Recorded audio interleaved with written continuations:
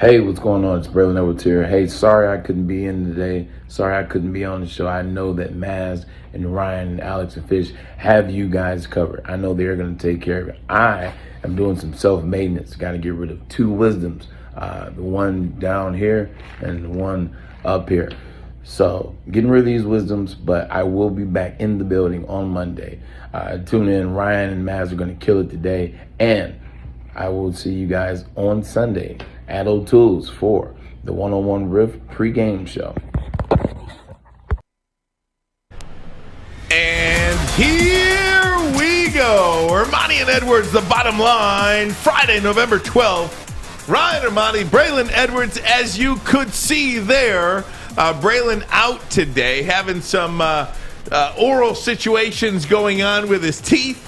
Tom Mazaway up with us, my friend. Clap it up for Tom Mazaway. Tom Mazaway, clap it up. Clap it up. Alex Mayer, Sam Fisher. We got everybody here. I'm back on the adults table. How you doing, man? I'm good, brother. I will tell you that you do have one of the most important shots. I know.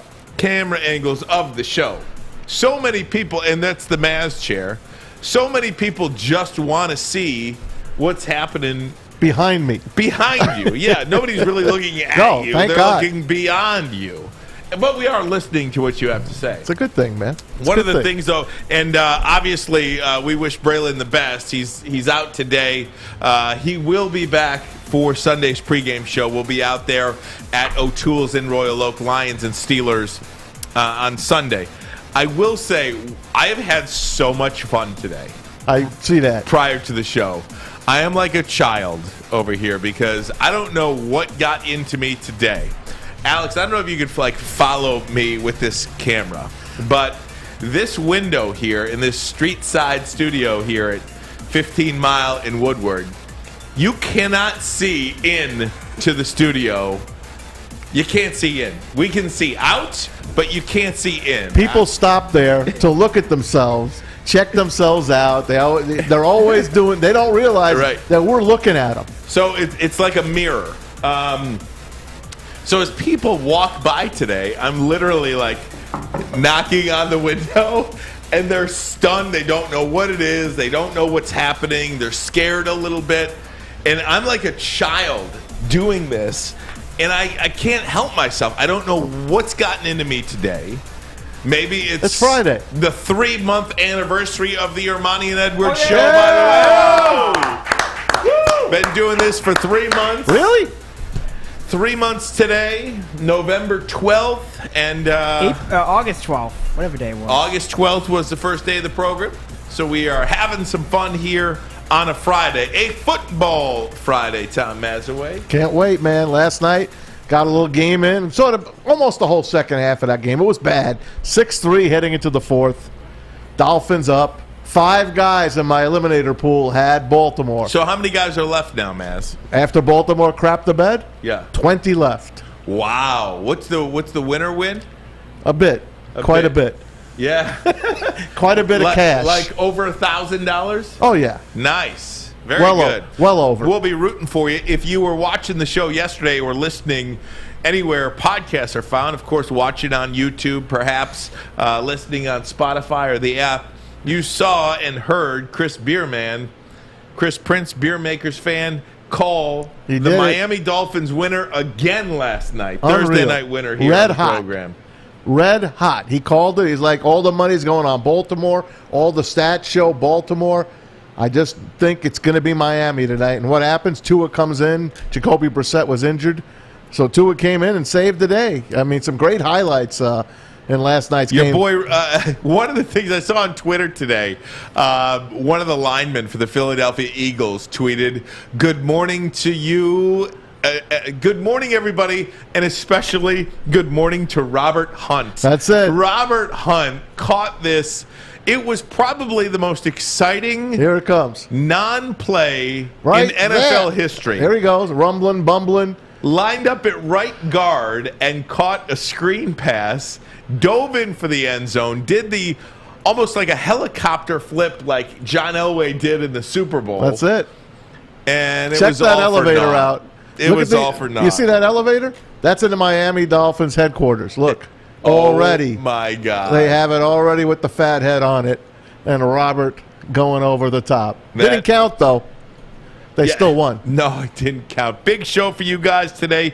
Craig Wolfley will join us in about 20 minutes from now. Wolfley, part of the All-Century team for the Pittsburgh Steelers. Lions at Pittsburgh this week. We'll get the Pittsburgh Steelers perspective of this game. And with Baltimore's loss last night, Tom Mazaway, to the Miami Dolphins, Pittsburgh, with a win over Detroit, can pull into a tie for first place in the AFC North, and I don't know how they're doing it. They're one of two teams in the National Football League right now that have a winning record that have a minus in their plus-minus. They've won 4 in a row, amazingly. Ugly wins. Ben Roethlisberger, you see him trying to run the other day, trying to get that first down. Looks like he was running in quicksand. He gets the job done, and the Pittsburgh defense is doing all right. You know what? T.J. Watt, he gets to go against Penei Sewell this week.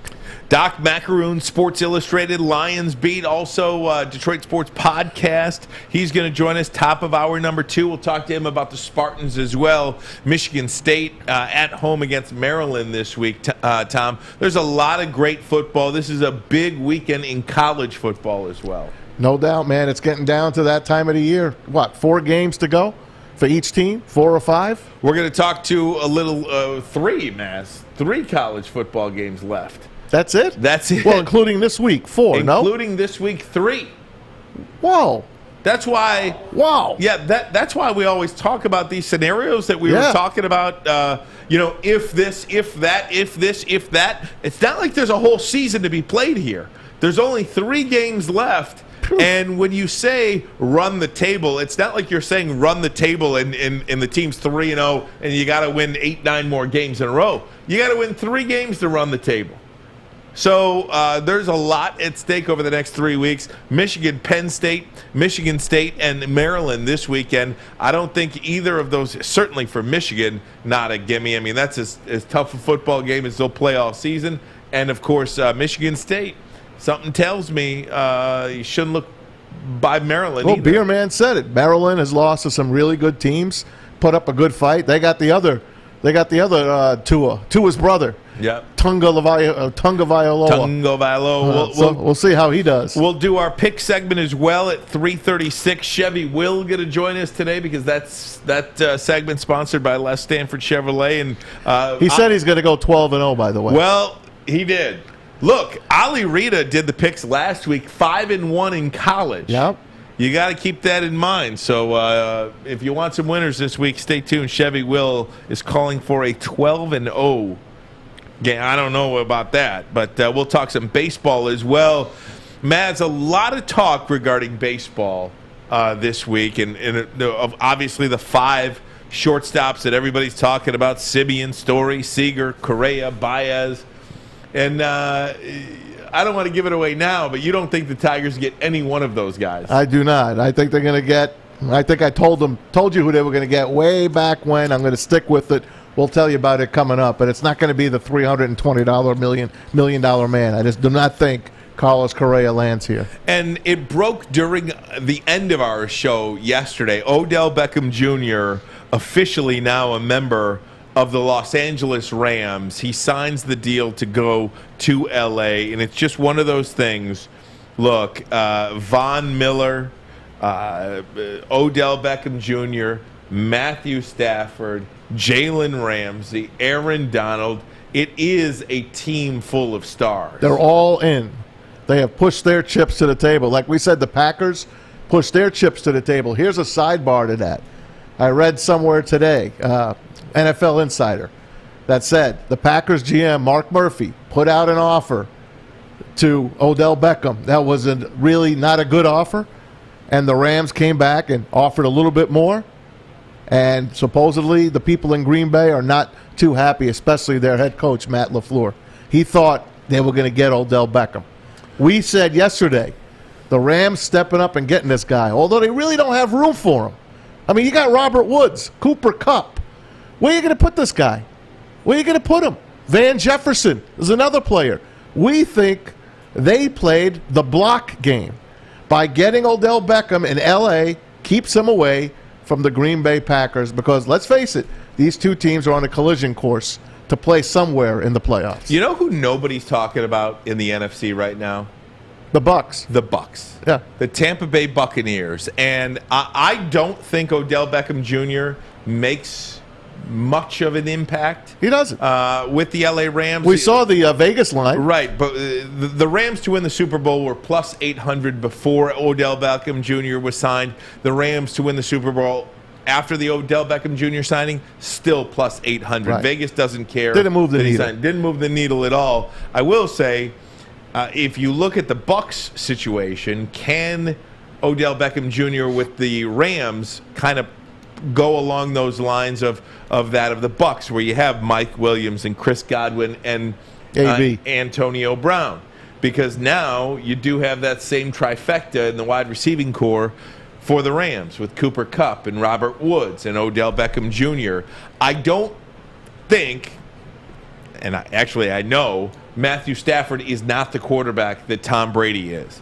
There's nobody like that. But if you can't compare him to Brady. Here's the comparison. If Tom Brady isn't throwing the ball to Antonio Brown is still running his routes to the fullest. If Tom Brady isn't throwing the ball to Chris Godwin is still running his routes. Right. If you're Matthew Stafford and you're not getting the ball to Robert Woods, Cooper Kupp, Odell Beckham Jr., are those guys going to start chirping a little bit? We already saw Robert Woods start chirping when it was just he and Cooper Kupp was getting all the targets, and they were winning games.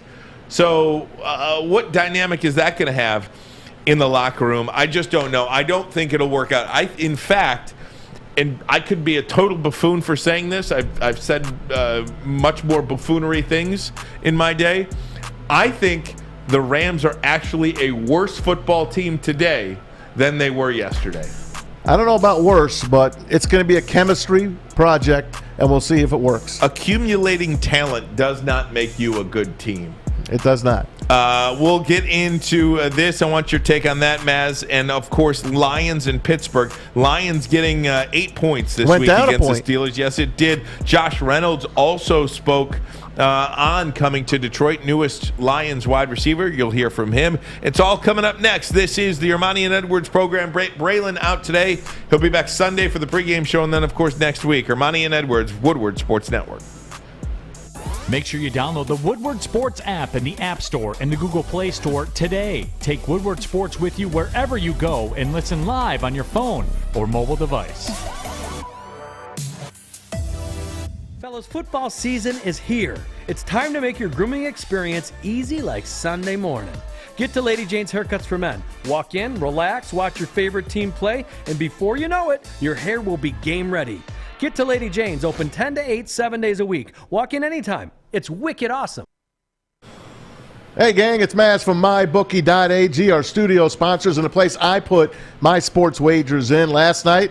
Well, I went with Beer Man. I had the Dolphins and the points.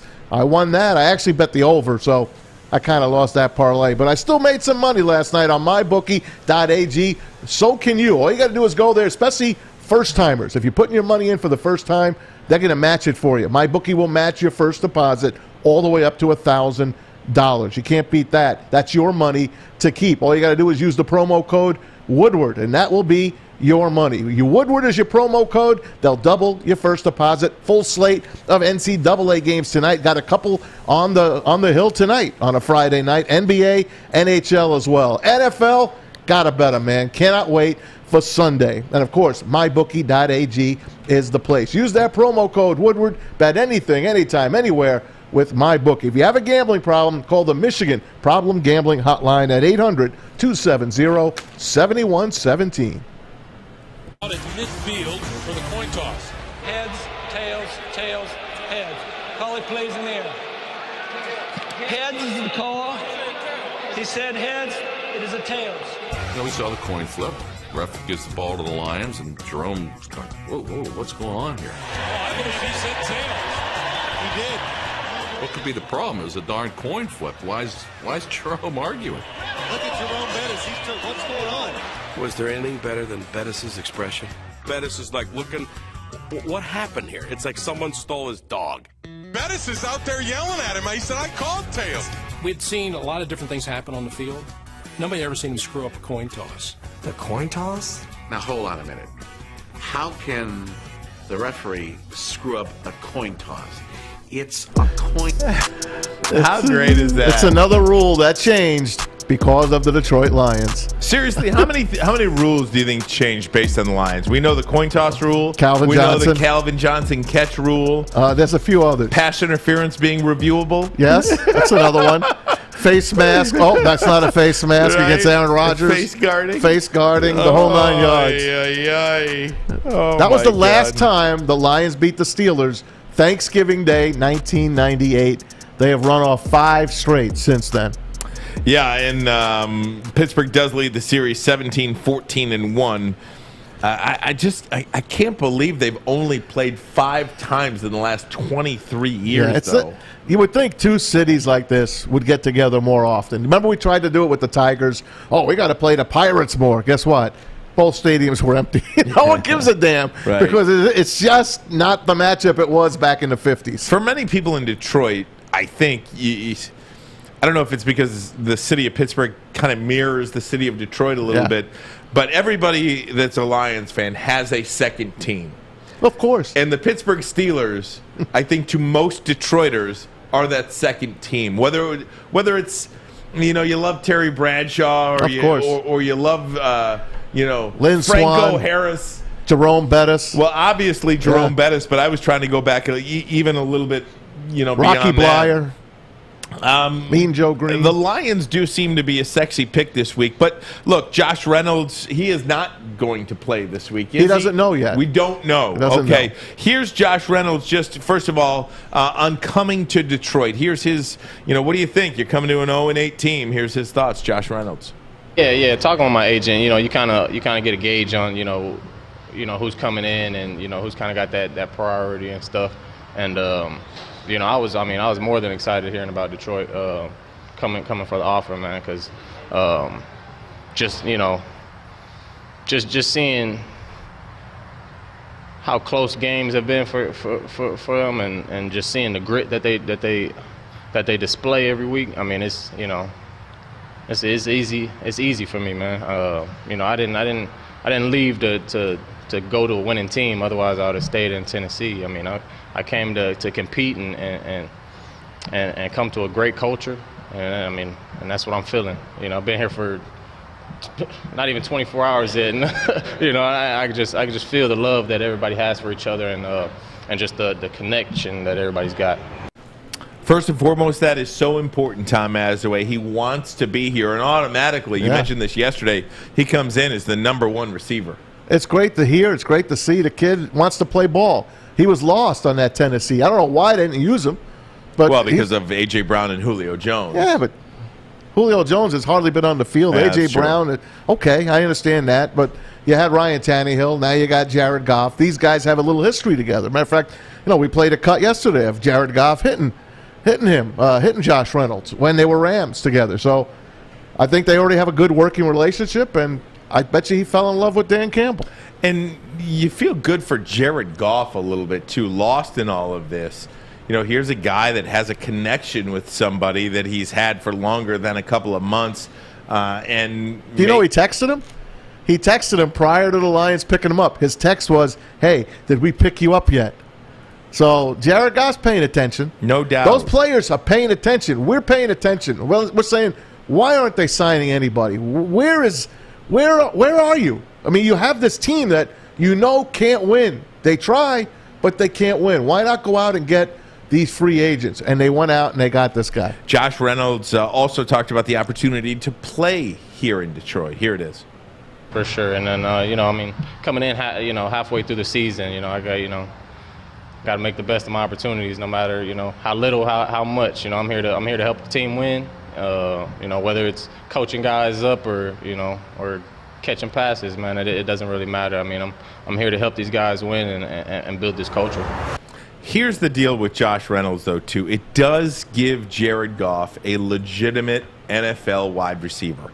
Not saying he's some #1 on any team and won't be a #1 on the Detroit Lions moving forward, but a competent NFL wide receiver that can run routes and catch footballs. And I know that sounds simplistic, but when all you have is your tight end and T.J. Hawkinson, and all you have is DeAndre Swift at running back, you're going to need somebody to stretch the field, and maybe he can do this for you. He can't hurt, man. Let's face it. Like we said, he is going to be the number one receiver going in to Sunday. I bet you he gets some reps on Sunday. They'll be in Pittsburgh. Like I said, they've lost 5 straight games there. Spread is right there. It's only 8 points. So Vegas thinks the Lions could be in this game, and we're going to have to find out what happens. Pittsburgh's won 4 in a row and can tie for first with a win. So another connection here with the Pittsburgh Steelers is obviously the curse of Bobby Layne is what many people believe associated with this, and you all know the story, but if you don't, here is a video account of the curse of Bobby Layne. Poor Detroit fans. You know, you can always come up with where it all went wrong, and for Detroit fans, the trade of Bobby Layne is where it all started to go wrong. The legend of this in-season trade for Bobby Layne has just always fascinated me. I mean, there are people in Detroit that to this day still think that it's almost like a curse of the Bambino thing. Bobby Layne saying you will not win another playoff game for 50 years is the NFL's equivalent of Babe Ruth calling his shot. He put a pox on the Lions fans. Lions fans that are under the age of 50 don't believe this ever happened. Bobby Layne and the Lions won 3 championships in 8 years. So for the second year in a row, the Professional Football World Championship goes to the Detroit Lions. And then they trade him away, and there you go. It's the Bobby Layne curse. Bobby Layne was so ticked off that the Lions had the audacity to trade him to the Pittsburgh Steelers. As legend has it, on the way out, he says, this franchise will never win a championship in 50 years. In that 50 years, the Lions won 1 playoff game, lost 10. The last year of the curse, 2008, the Lions go 0-16. He ran out of bounds. He ran out of the end zone. It's a safety. They are the worst team in league history. Oh, man. There's poor only Dan Orlovsky. And there's only one way to top it. 0-17. 0-17. How do you top it? It's not going to happen. It will not happen. The over-under, I believe, in Vegas, it's 1.5. They're going to win 1 or they're going to win 2. They will not be shut out. They will not be shut out. Mark it down. Well, yeah, I mean, it's real hard to do, right? I mean, it's real hard to go winless. I don't know. I'm afraid of this week. I do not see them winning this week. I just don't think they can. I don't think they have what it takes offensively to score many points against the Pittsburgh defense. Well, we're going to find out. Craig Wolfley, who does the games for Pittsburgh Radio, and a longtime Steeler, one of the Ring of Honor as well. We're going to talk to him coming up. But Pittsburgh, they're the Steelers, man. They're the Steelers. We're the Lions. Hey, just quickly, another nugget on the OBJ to L.A. So Peter Schrager reports Odell Beckham Jr. was on FaceTime with Jalen Ramsey and asked if he'll fit in with all the other wide receivers. So Jalen Ramsey got up, went to the wide receiver room, put Robert Woods and Cooper Kupp on FaceTime with OBJ, and they all told him to come. Okay. And then he signed. Nice. How about that? All right. Good for him. Yeah, good for him. Personally, I just think he took the wrong road. I don't think it moves the needle in the NFC. I think he took the wrong road. He's not going to get the play that he wants, and he's in Hollywood. He's in L.A. Remember what happened when he was in New York. This ain't Cleveland anymore. It's not. He didn't want to go to Cleveland. He didn't want to go to Green Bay. He didn't want to play in Detroit. He wants to play where the lights are bright. He went from number 1 New York to Cleveland, and now he's back at number 2 in L.A. Well, good for him. I don't know what to say. I'm a Stafford fan. If I'm the Lions, I'm keeping speed dial on the Rams. Robert Woods? I'm going to call for Robert Woods at the end of the year. Without question. All right, gang, we're going to take a break. When we come back, Craig Wolfley, Steelers radio analyst, 12-year NFL veteran, part of the Steelers All-Century team, going to join us, break this one down. Lions and Steelers on Sunday from Pittsburgh. This is Armani and Edwards. Woodward Sports Network here in Detroit. Hi, I'm David Hall from Hall Financial. With mortgage interest rates unbelievably low, the stakes to find your new home have never been higher. And that's why Hall Financial's exclusive realtor network allows us to connect you with a top-rated realtor in your area, making sure you take on the housing market and win. Hall Financial has earned over 4,000 five-star reviews because of our technology and our commitment to closing your loan fast. 866-CALL-HALL or chat with us online at callhallfirst.com. Hey guys, I want to let you know about our turkey games here. Woodward Sports giving you the chance to sit front row on Thanksgiving Day. Lions and Bears from Ford Field. All you have to do is survive our turkey games. Listen to the Morning Woodward Show at 9, Big D Energy at noon, and the Bottom Line at 3 p.m. for your chance to qualify. The winner of the turkey games gets 2 tickets to the Thanksgiving Day game, plus a turkey. So if you think you have what it takes to master our Turkey Games Challenge, listen. Okay, so today at 3 o'clock, when, Maz, what's the word today? Steelers. Steelers. When we say the word Steelers in the 3 o'clock hour, be the first one on the YouTube chat to write Steelers, and you'll qualify today. We will qualify people through the 22nd and then give those tickets away on the 23rd. The anniversary of William Clay Ford signing for the Lions, the 22nd, of course. There you go. The darkest day in American history, too, when JFK was assassinated. Yeah, that's right. JFK was assassinated. William Clay Ford bought the Lions. He came outside and said, "Where is everybody? Where is everybody?" That's the true curse. Yeah, unbelievable. Forget Bobby Layne. That's the true curse. Craig Wolfley is a Steelers radio analyst, 12-year NFL veteran, and part of the Steelers All-Century team, and joins us live now. Craig, thanks so much for the time, my friend. How you doing? I'm doing fine. Thanks for having me. Hey, Craig, last time the Lions won a game against the Steelers was at the Silverdome, and, of course, Jerome Bettis called tails, but the referee said he called heads. You remember that game? Yes, I do remember the game, that's for sure, but, that was a while ago. Matter of fact, the one that's even more memorable is the one that I played in '83, and that was the 45-3 loss on Thanksgiving Day, the Thanksgiving Day massacre. I remember that one. I watched that one on TV, I have to admit. I remember that one. That's like why I Super Bowl. remember that one so much? Why? I got home, and that night we got home just in time to have Johnny Carson come on, do his opening monologue. He came on the stage, and he said, "Boy, did I have a bad day today." He said, "I had the Steelers in 41. I bet you Ed McMahon gave him a good laugh, too.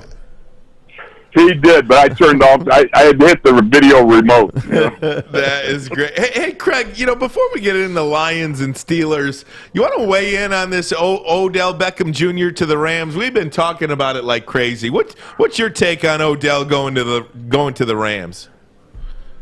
Well, my simple take on it was that I figured that the Rams had better kicking nets or something that interested Odell or something more. I don't know. So I'm really not qualified to talk about relationship building with kicking nets, so I'll just leave it at that. Fair enough. So let's get into it now. Lions and Steelers. Hey, Steelers got a break last night. Baltimore goes down to Miami and loses a football game. And now you look up, and if you're the Pittsburgh Steelers, a win over the Lions gets you even in the AFC North. Well, it's a beautiful gift for the Steelers, let's face it. That was a game that the Ravens were decidedly favored in, and if you look at this and you say, well, if there's a lesson to be learned, nobody can be taken lightly, that's for sure. That includes the Lions, that includes the Dolphins, that includes any team in the NFL. Tell us about Mike Tomlin and how he's going to get this team ready to play a winless team. Well, I think the biggest thing about it is understanding that you are going to personalize the battles. You come off a week like the Chicago Bears win, and that's a problem. They barely squeaked that one out. So you've got to make sure that as you prepare for the Detroit Lions, you personalize those battles, put a face to them. Even though he's famous for saying faceless, nameless, type great faces, that sort of thing. Back to my day, Coach Dole would be always about making and personalizing the individual battles. Who's going to win those battles? And that puts a peer pressure added to the getting ready to play a game. And those guys, they will indeed rise to the challenge, I'm sure. Speaking of Chuck Noll, in my lifetime, there's been Chuck Noll, there's been Bill Cowher, and there's been Mike Tomlin. Then you take my life here in Detroit. I moved here in 93. I think we probably had 10 since 1993. Probably more than that. It's just amazing how one team like Pittsburgh, and, of course, the proof is in the pudding. How does that happen over these years? Is it the ownership of the Rooneys all these years that have kept this team together? Well, I think you look at it and you say, when you signed Chuck Noll in 1969, did you really think that you were signing 3 future Hall of Fame coaches in a row? How do you? I don't. All I can say is that the organization is so very strong. Dan Rooney, DMR, the ambassador. There's a lot of Rooneys. Let me tell you. And starts with Art. The organization has just been so strong and solid since I've been there, and that includes the chief way back. Talking to Craig Wolfley, Steelers radio analyst, 12-year NFL veteran, part of the Steelers All-Century team. Craig, I wanted to ask you about this current Steelers team. How are they winning games? They're one of 2 teams in the NFL right now that have a winning record, but if you look at their plus-minus, they've actually given up more points than they've scored. How are they winning these games? 4 wins in a row, second only to the Tennessee Titans' 5-game win streak.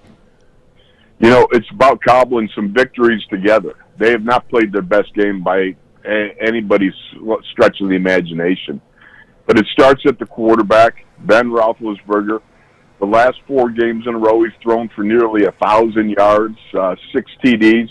The important thing is no interceptions. Defensively speaking, you know, they've had an issue with first half and second half. They've been outscored in the second half. They've done a much better job in the first half. So they've got some trends there that they have to deal with and find out what the culprit is. But offensively, again, it's about, you got a lot of young people. Your center's a rookie. Your left tackle's a rookie. Your running back is a rookie. Your tight end is a rookie. That's a lot of youth to have on an offensive unit. Well, defensively, you go to the other side of the ball. Somebody who's not a rookie is T.J. Watt. What's it like to watch that guy play football each and every week? A lot of fun. Yeah. I mean, you know, this guy is really a pro's pro. You know, you can see I don't know, there's something about having an older brother that was a defensive player of the year, I'm sure. But he conducts himself as a true professional in all aspects of the game. And to watch him pass rush, and you watch how he goes about trying to try different moves and set up an offensive tackle, it's a lot of fun. Whether it's hand fighting, bull rushing, the speed to power rush, the spin, any of the twists, those sorts of things, he's very capable and able. And he's got the game brains. You know, when the X's and O's get moving, that's where game brains come in. You know, playbooks are one thing where you can look at the play and see it on a sheet of paper or on a tablet. But when the X's and O's start moving, it's having that game sense, and he just seems to have a samurai sixth sense about what's going on. Craig, tell us about that big rookie tight end, Pat Freiermuth from Penn State. I mean, this kid has really come to play, especially, and he's kind of loving it. The fans at Heinz Field are cheering his name, just like Heath Miller back in the day. And he looks like he is the perfect Steelers tight end going forward. You know, that's a great observation. This young man has really come on. It's really about Ben and Pat building that trust, because every quarterback, every offensive coordinator that you talk to, it is so much trust. They are not going to put the ball in jeopardy by throwing it at a young guy who they aren't sure is going to be where he should be. But you watch Pat, especially operating in the red zone. He learns he knows how to body up. He runs a nice out pattern out in the field, you know, where he doesn't allow a guy to undercut him because he makes a hard 90-degree turn rather than rounding the corner. He knows how to body up on the inside, you know, like almost a basketball player, and present a target to Ben over the middle. So these things are all they work it together, and they just seem to have that mental telepathy going on. They know what each other's going to do in the tight situations, and he's proven he's reliable. Craig Wolfley joins us, Pittsburgh radio analyst, former player, was in the Ring of Honor there at Heinz Field as well. I wanted to ask you about T.J. Watt going against probably the Lions rookie. Oh, excuse me, guys. I'm not a Ring of Honor guy. I just want to make sure you're under that. All-Century team. Sorry. I gave you a little bit more. All-Century team's good enough. All-Century team. Thank you. Hey, for the sake of journalistic integrity, we'll roll with it. I tried to give you a little bit more. I'm sorry there, Craig. Bless your heart. Thanks, man. It. How about T.J. Watt against our rookie right tackle this week, Penei Sewell? What is he going to be in for? Well, he's going to have a guy that's going to engage with his hands before he gets to helmet-to-helmet contact. He's also going to take throw a couple of uppercut moves around running the arc. I would expect a spin or two, and there's trapping of the hands that I think you're going to see a lot of different moves that Penny might not have seen in college. What are the chances on the Lions winning this game? I know anyone could win a game. Miami won last night, but they were home. And, Baltimore off the short week. I don't know. Do the Lions have a chance to win this game in reality? Which Steelers team shows up, basically? Yeah, in reality. I hope it's just a winning Steelers team. Okay. You talk about reality. Look, I went in '83. We went in there on Thanksgiving Day thinking we had a great chance to win. You know what? It got bad real quick. So I look at this and I say, you got a puncher's chance. That's what it is. You have some excellent offensive weapons with your tight end, Hawkinson. You've got DeAndre Swift, who's a guy that you have to take account of. And Jared Goff, for whatever you want to say, the young man, when he gets hot, he can still sling it. So I look at this game, and I think to myself, if I was with the Detroit Lions, I am so ready to come off the bye week and deliver a little bit of pain to somebody else rather than what we're suffering as a team. That's what they're looking for, and I find it an interesting matchup because I don't think the Lions are going to come out and not show up. I think they're going to come out roaring, for lack of a better term. Hey, last thing, Craig. I don't know if were you around? Were you in the booth when Myron Cope was around? Oh yeah. Mm-hmm. That was some guy, man, with a terrible towel. That's his invention, isn't it? That is his invention. As a matter of fact, he tells a great story.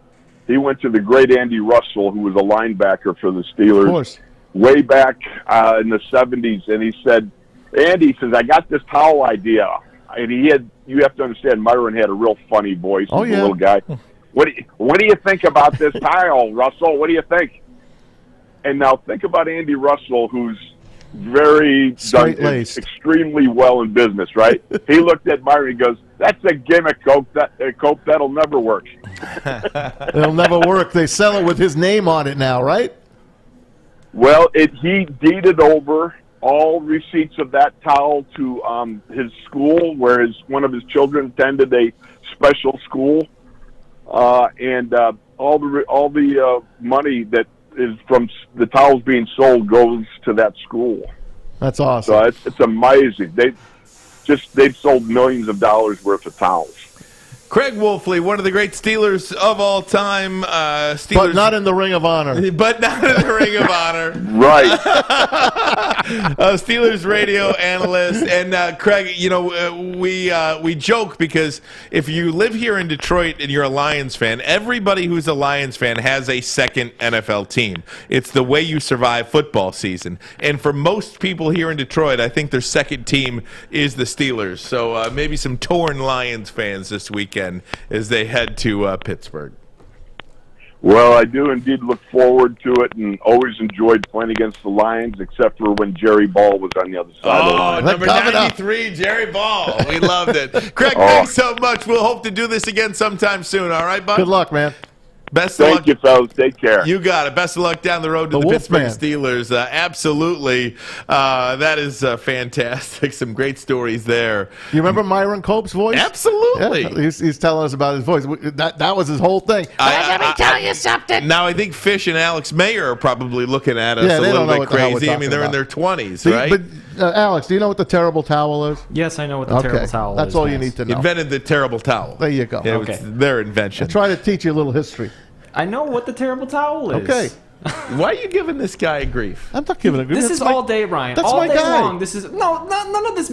That's my guy stuff. Okay. I get crap all day long. We're from through you, now. Maz. Fish. We're through.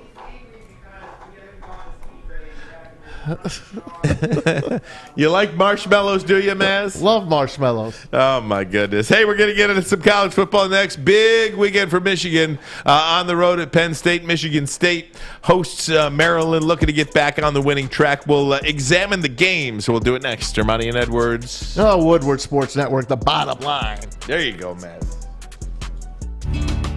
Tony is a third-generation logger that has a simple, practical approach to life and work. That's why his Coast DX342 knife is perfect for him. The stainless steel blade is rust-resistant and made for all-weather use. And the double roll-lock safety ensures that it will never inadvertently close when he doesn't want it to.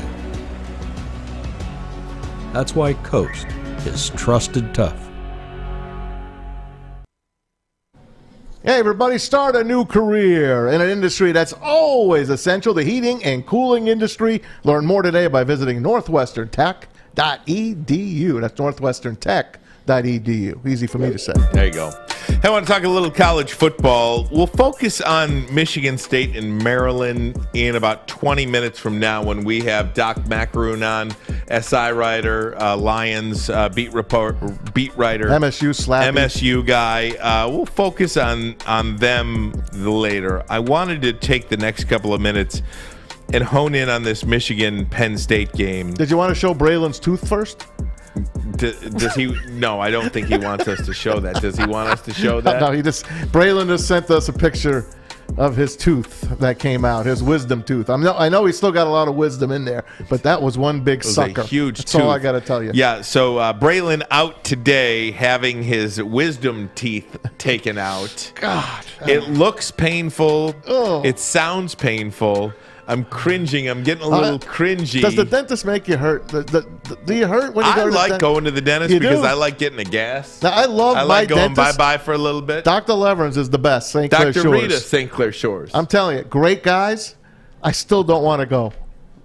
Even with my teeth cleaning, you go 2-3 times a year. Yeah. I still don't want to go. Why?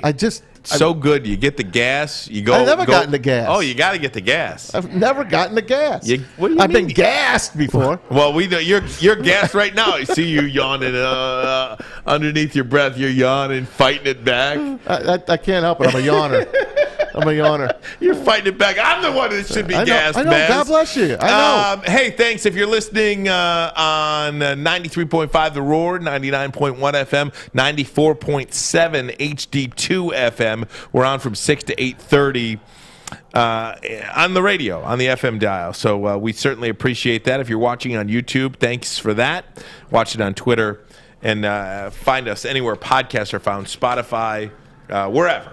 You know where to find us. There's so many spots to find us, Maz. I can't even keep up. I'm with you, kid. Michigan, Penn State, biggest game Michigan will play this season, and we'll say it again. And we'll say it again next week, and then the week after that. But they got 3 games to go, and they can solve a lot of problems with a win at Penn State. How do they bounce back this week? Bounce back. They beat Indiana 29-7 last week, but this is as big of a game as they'll play. Are you happy it's in the daytime? Yes. If this is at night, what's the spread? I think Penn State by 3. Yes. Yeah. I think Michigan really gets a break playing at noon. As simplistic as it sounds, I don't think Michigan plays well at night. Whether it's at home, whether it's on the road. I don't think they do. We have seen them, last week's game was a 29-7 win. That was as ugly a football game as you will see Michigan play. The Washington game was a nice game, but Washington is a terrible football team. When they play at Notre Dame at night, they do well. Yeah. I don't know. I think all these college kids like to play at night. You don't think so? In September, not in November. Not in October and November. Playing in September is one thing. You don't have to deal with the elements. I think playing at night for Michigan, whatever the case, doesn't matter. They're playing at noon, and I think they get a break. We should go to that game. What game? Tomorrow. Are you nuts? Yeah, we should hit the road and go to Beaver Stadium. Yeah, that sounds like it's going to happen. I'd love to do that, but we're not legitimately going to do that. We probably should have planned, but it would have been a fun game to go to. Yeah. I want to go to the Big Ten championship game when Michigan's there. I know, but that's Indiana. That's indoors. Indianapolis is a great place. That's indoors. I don't count games like that. I can't believe. I want to play. I want to go to watch a game at Beaver Stadium. I've been to Beaver Stadium, never watched a game. I cannot believe that the college football playoff championship is going to be played at Indianapolis. Why is that? Because it's the 80,000, 70,000 people. You got to play that game at the Rose Bowl. Yeah. Well, play it outdoors somewhere, for crying out loud. Or at the Coliseum. Well, how about playing 100,000 people you're able to How about you switch it to a different stadium every year in the Big Ten? Well, how fun would that be to play? Well, like you're talking about the Big Ten championship. Yeah, the Big Ten championship. Maz, do you think Michigan's going to win tomorrow, and why? I do. I believe they'll win. I believe that they are on the course now. Jim Harbaugh they took the loss at Michigan State. They played very well. Could have won that game. We all know that. So in reality, he's probably talking to his team like, hey, Big Ten already apologized to us. That's a win. Let's go into this game like we're undefeated. We're playing an afternoon game. This is a team where their coach didn't even know who they were playing a couple of weeks ago. There's no reason they can't go into Penn State and punch him in the mouth and win this game. And I think they're going to win, too. And one of the reasons why I think they're going to win is because I think they have better quarterback play as well. Cade McNamara's been terrific, getting better. You know, when you asked him to air it out against Michigan State, well, we understand their secondary is not very good, but he still threw. He had his best game ever. It's unfortunate that Jim took the ball out of his hands towards the end of that game, but that's another story. Last week, he went right back to we're going to hand it off. He's got two great running backs. Why not just run it down Penn State's throat? You can do that. Yeah, you can run on the Nittany Lions, and you can score on the Nittany Lions. I just think this is a much different team. They've lost to good teams this year, right? Their last two losses, the number 3 Iowa to number 5 Ohio State. Of course, they had that stinker to Illinois. Yeah. But without that game, this is a very tough game to play without that Illinois game on that resume. That kind of set everything apart, right? It did. So we'll see what the Wolverines can do. They're not ranked anymore, right? No, they are not ranked anymore. They have 3 losses in the conference, 3-3, 6-3 overall, 3-3 in the conference. That loss to Illinois really kind of took some shine off. It killed them. It took some shine off the Penn State-Ohio State game, and it certainly took some shine off the Penn State-Michigan game. We'll see what Michigan can do tomorrow. I think I'd like to see Corum play. We still don't know whether or not he's going to play. Some of these injuries that the Wolverines have had, Antrell Anthony, is he going to be out there as well? If those guys, and Jim Harbaugh said that was not too serious, and they have a better than 50% chance to play. Eric, I don't know. I don't know if he's going to be in the lineup. I mean, or he not, dominated that first half at East Lansing. He dominated it. He did. Then he got banged up. But Schoonmaker, love that name. I mean, how about the guy on Pittsburgh on the Steelers, Freiermuth? I mean, that guy reminds me of him. I mean, next man up, right? But excited to see how Michigan responds tomorrow. Really am, and also excited to see how Michigan State plays as well. Going to take a break, come right back. More college football talk. Take a look around the Big Ten tomorrow. Is Ohio State in trouble tomorrow? I don't think so. Question. I don't think so. Armani and Edwards. Woodward Sports Network, the bottom line. I'm looking to bring on another HVAC tech right now. We are recruiting 5 to 10 techs a month. We're looking to grow and expand. Every new tech we hire is from Northwestern Tech. The hands-on training is fantastic. They're always my first call. We love hiring Northwestern Tech grads. They come out trained and ready to work. Our program is only 10.5 months, and our next classes are starting soon. So why wait? I'm looking to hire a graduate of Northwestern Tech. Northwestern Tech. Northwestern Tech. Northwestern Tech. Hey, gang, want to let you know about Lady Jane's Haircuts for Men. So many locations in the Metro Detroit area, so many locations in this state and around the country. Find one nearest you.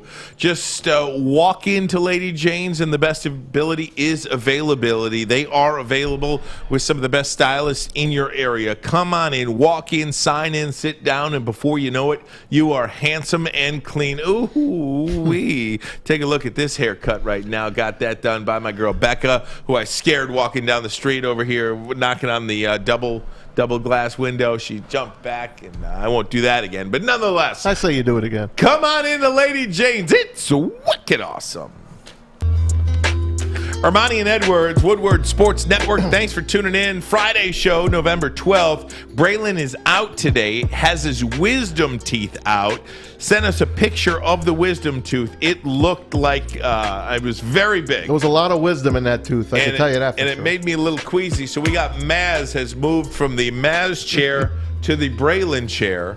And I think because the Maz chair is empty today, there's not so much activity behind. I know, and Alyssa's back today in the big chair, so we didn't get a chance to show her. Alex will give us a look at the Maz chair right now. There it is, sitting so There's lonely. my orthopedic back pillow. Now, did you buy the pillow as well? No, I grabbed that from Lady Jane's, of course. So you stole the pillow from Lady Jane's. I did. I did. Now I'm surprised you don't have the orthopedic pillow up here. I know. I'm feeling like I need it. You probably need to sit on it a little bit too, probably. man. Fish? Really? Oh, really? I think they're from an old Lady Jane store, to tell you the truth. And I think they've been reupholstered for Woodward Sports. Did they? Okay. Oh, look at that. Is Stick a big Chicago sports fan? Got me. So I wonder why they were Bulls and Bears then. I don't know. Probably out in Illinois somewhere. Lady Jane's in Illinois? Huh, interesting.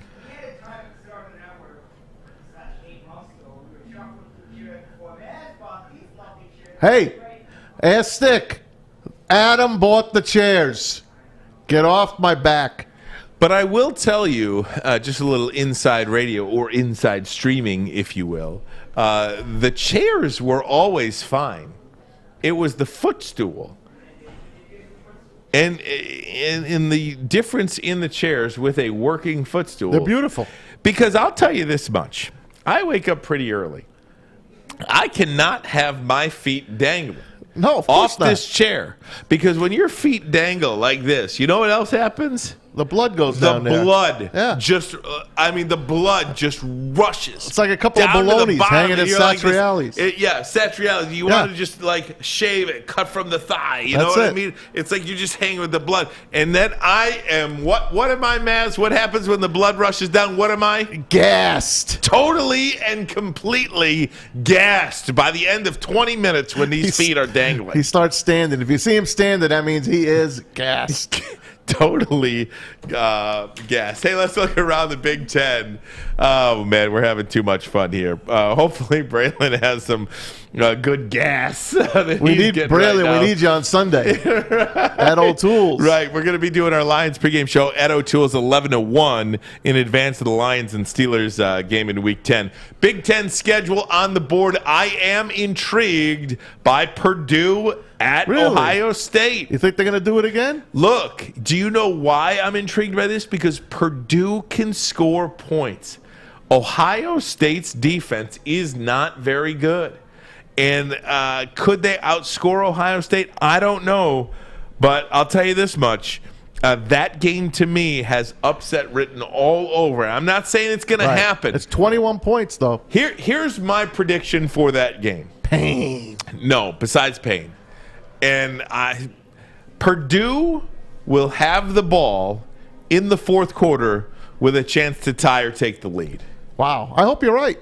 I want to see some good football this weekend. I'll say it again. Purdue will have the ball in the fourth quarter with a chance to tie or take the lead. I don't like this 21, and I'll tell you, Ohio State's got to be careful because they're not playing such good football right now, and you're going up against a quarterback that's got a lot of confidence for Purdue. He's the Big Ten Player of the Week. Last week, he threw for what? Was it 500 yards? Yeah, 530-some yards. Who did he throw at Oh, against? man, a terrible Michigan State defense team. I don't even know anybody on their team, actually. That's what I heard. That's what I heard. Alex, how are you? Thanks. Look, this situation in the Big Ten West is starting to get interesting as well. You think? Too, because Wisconsin, Iowa, Minnesota, now Purdue you expect to have a loss probably. I mean, I don't think they're going to win. I do think they're going to hang tight and could win the game against Ohio State. I think they'll hang tight. I don't think they'll win.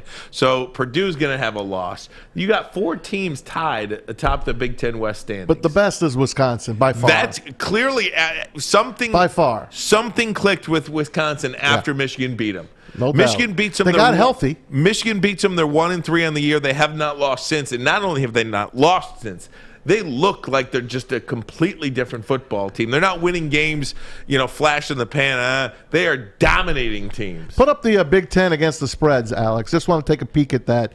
It's a nice thing to see, a good graphic. But, yeah, Wisconsin has kind of separated themselves from the rest of the West, if you ask me. You liked Minnesota last week. I told you they were a fraud, and they proved themselves to be a fraud. PJ got his 7-year deal. Congrats to him. How about the rumor our boy Rico put out that Mel Tucker is going to be re-signed for big money? I think that's dangerous, to be honest with you. I'm not saying that Mel Tucker has not done a great job at Michigan State, but he has not even coached one full season. I'm taking the COVID year totally out of it. Yeah, you should. This is his first full season, in East Lansing. What did they play? Like an 8-game schedule last year? Something like that? Yeah, about that. So he has not played Ohio State yet. I'm talking about this season. Yes. Again, throwing out the COVID year because you got to be careful what you say with these freaking crazy Spartan fans. Gotcha, man. Okay, they are an absolute nut jobs. These Spartan crazy people, the total lunatics. These guys. Alex just said thanks. Well, Alex is a reasonable one, but there's not many reasonable ones. Yes, you guys won the football game, but most Spartan fans are complete lunatics. So Mel Tucker, can they beat Maryland first? Can they see how they stack up against Ohio State? Well, there's a reason they did this or going to do it. They don't want him going anywhere. The rumors were out there like 3 weeks ago. Oh, LSU for sure. Guaranteed. No question about it. If not LSU, maybe USC, maybe somewhere else. But those were the rumors. What if he loses 3 of the final 4 games he plays? And what if Kenneth Walker leaves for the NFL draft, which he's the second running back on Mel Kiper's big board right now?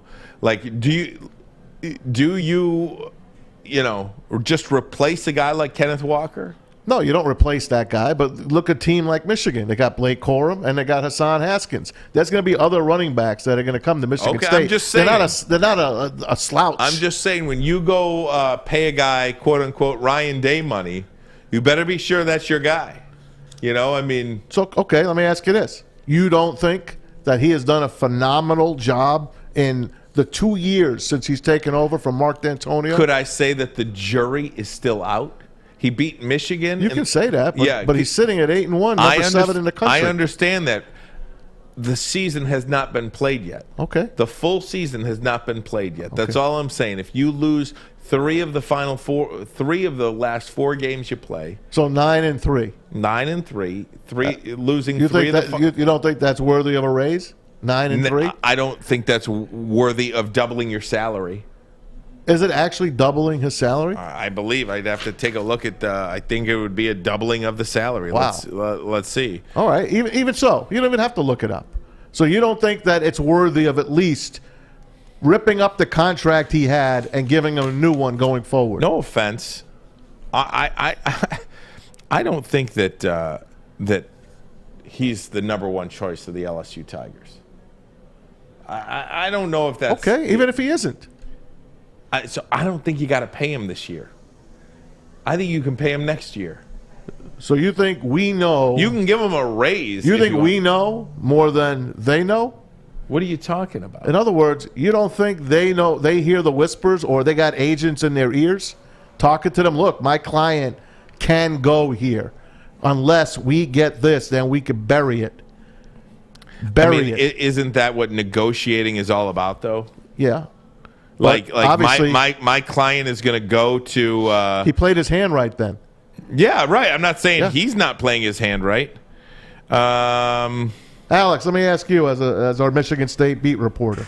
Are you happy if the facts are true? Rico Beard saying that Mel Tucker's got a brand new contract to pay him as much as Ryan Day at Ohio State. How much does Ryan Day make? You can't throw that out without knowing how much Day makes Ryan $8 Day million. makes. I want to say Tucker makes $5.5 million right now, Okay. maybe $4.5. But if the reports are true and the contract's on the table right now, I'm not really happy. So far, Mel Tucker has proven that he can coach in big games. We all seen the Michigan game this season. He's gotten us to an 8-0 start, and he won big games last year. He upset Michigan in Ann Arbor and beat a top-ranked Northwestern team at the time.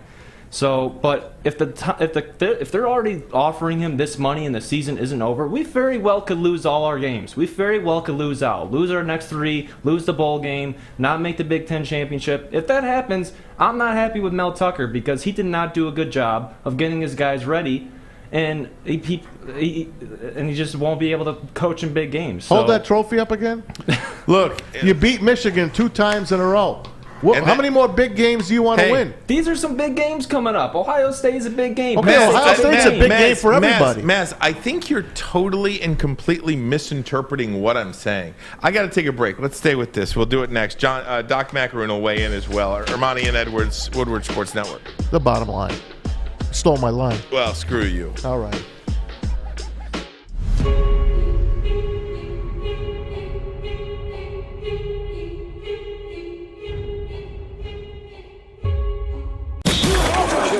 Woodward Sports is giving you a chance to sit front row on Thanksgiving. All you have to do is survive our squid game.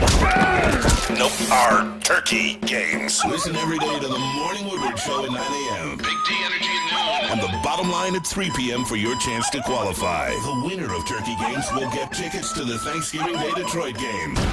Hey, it's Thanksgiving. Shouldn't you be in Detroit losing a football game right now? Plus a turkey. So if you think you can master our turkey games challenges, watch, listen, and win. Make sure you're following @Woodward Sports on all social media or go to woodwardsports.com for additional chances to qualify. May the best turkey win. All right, guys, top of hour number 2. Armani and Edwards. Braylon out today. Had his wisdom teeth taken out. Looked painful. Sent us a picture of the tooth. He's tougher than me. Yikes. Better he got gassed, by the way. Gassed. Did you see him? He had that thing on. He was proud to show that thing. I said, good night. Hey, let's bring him in. Doc Macaroon, Sports Illustrated Lions Beat at Detroit podcast. What's up, Doc? In advance of the Lions and Steelers. Oh. There you go, Fish. All right. You just had to get that in there. Hey, Doc, before we get into the Lions and the Steelers. Thank you, Fish. Before I want to ask you about Michigan State, and Maz and I are having a little bit of a disagreement here.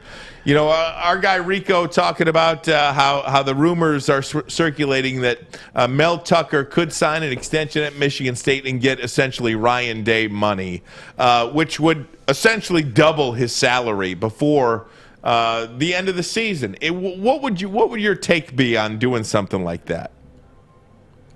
Yeah, absolutely. I was listening in, and absolutely, Tom found the most crazy lunatic Spartan fan. So I definitely want to talk about Mel Tucker and the opportunity that he now has. I think when you look at where he's taken this program in 2 short years, 2 wins over Michigan, you have to remember the expectation was after last year, after a COVID-shortened year, that this year was going to be a 3-4 win year. And when you come out and you secure and start off 8-0, you defeat Michigan, and the whispers start that a major prominent SEC school wants you. Michigan State is doing some advertising here, and yes, Mel Tucker has earned it. He's earned Ryan Day money. I know people will say, well, what about the expectations? What about the wins upcoming? Look, right now, currently, Mel Tucker is competing with the likes of Jim Harbaugh, with the likes of Alabama and LSU and Georgia for some top talent. And when you advertise and you tell these recruits, hey, we're going to pay this guy top dollar, that sends a signal to everybody across the country. We're serious here about football here at Michigan State, so it's well-earned, well-deserved. Hey, Doc, let me ask you, though, if this does happen, will LSU want Mel Tucker, will he still be that number one hot commodity if they go out and lose 3 of their last 4 games? I mean, I guess my question, Doc, is if you're Michigan State, do you have to pay this type of money to Mel Tucker when, again, the season isn't even over yet? Absolutely you do. I think the big reward that comes to Mel Tucker is for establishing the culture, going out in the transfer portal and getting somebody in Kenneth Walker that has produced out on the football field. You can't discount the fact that Mel Tucker is building something. The best is yet to come.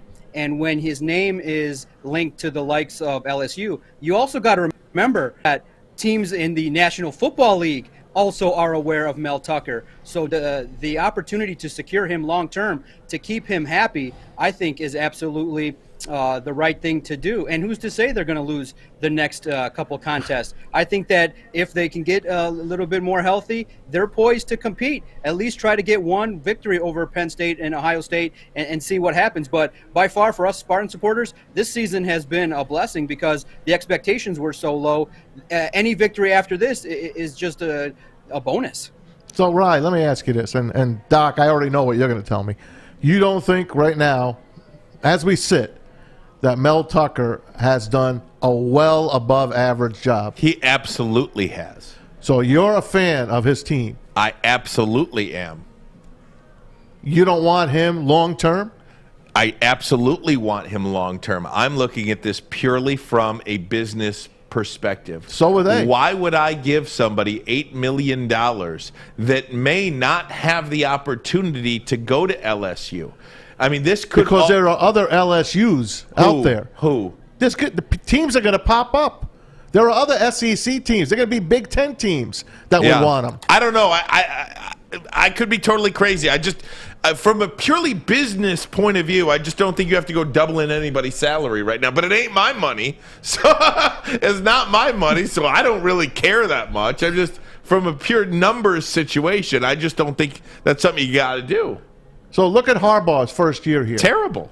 Look at his second year. He couldn't go anywhere. That's why he couldn't go. Nobody else wanted Harbaugh. But I'm just saying, when he first came here, we all thought, Michigan fans, we got our guy. That's our guy. Still nobody wants Harbaugh. Michigan State finally has their guy. They got Mark D'Antonio 2.0. Why would you want him to go anywhere? I don't want him to go anywhere. I just don't want to pay him before the season's up. Am I barking up the wrong tree, Doc?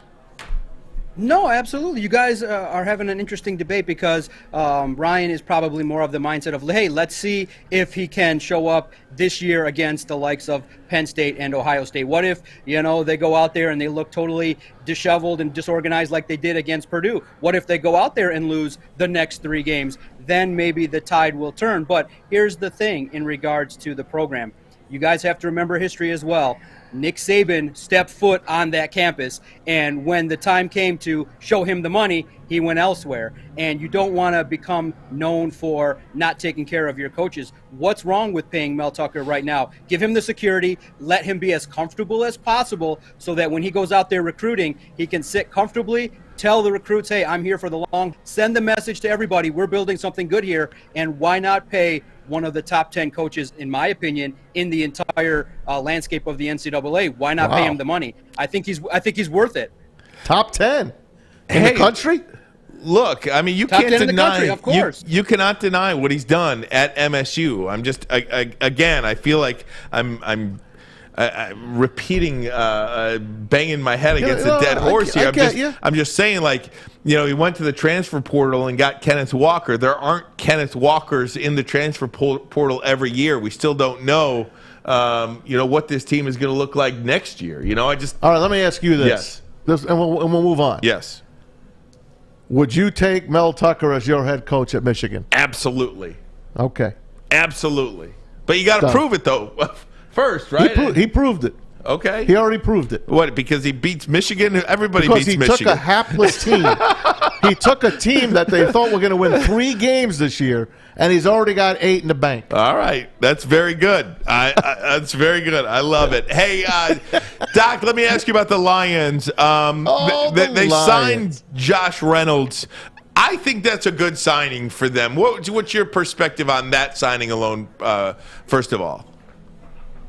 Yeah, it's really interesting, too, the dynamic in which this took place. You have Odell Beckham Jr. out there, and everybody last weekend was a little bit excited. Maybe, hey, a little bit of pizzazz, somebody with personality to come in here and play for the Detroit Lions. But once we realized the contract details, it took the Lions right out of it. They didn't have the necessary cap space. They didn't want to bring that kind of noise and headache to Allen Park. So then it kind of feels like, just juxtapose that with Josh Reynolds, it kind of feels like you're getting the lesser of the wide receivers out there. But when you look at what type of player the Lions are looking to bring in, this player kind of fits the bill. Somebody hungry that signed as a free agent with Tennessee, and they turn around and sign 2 additional free agent wide receivers, and they bring in others to take snaps and reps away from him. So he's just a player right now that says, hey, I want it to be released. He goes to the Titans and asks for his release, and the Lions pick him up with the number 1 spot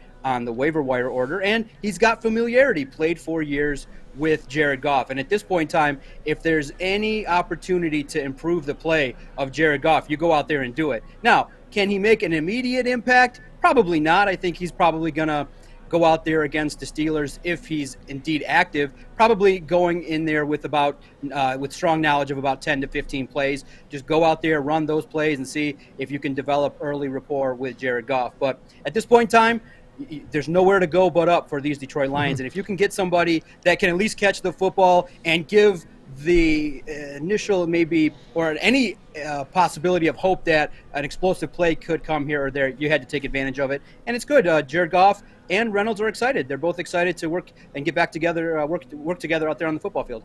Well, Reynolds becomes the number 1 here, right? Am I correct there? Easy to say?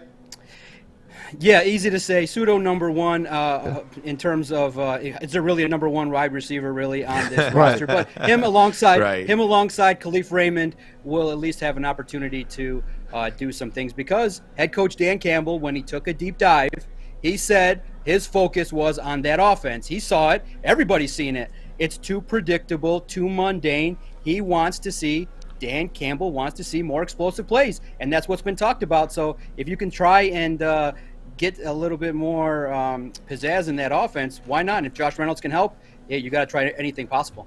Hey, anything new happened with Terrell Williams and Darren Fells? Have they gotten anybody looking at them? Have you heard anything?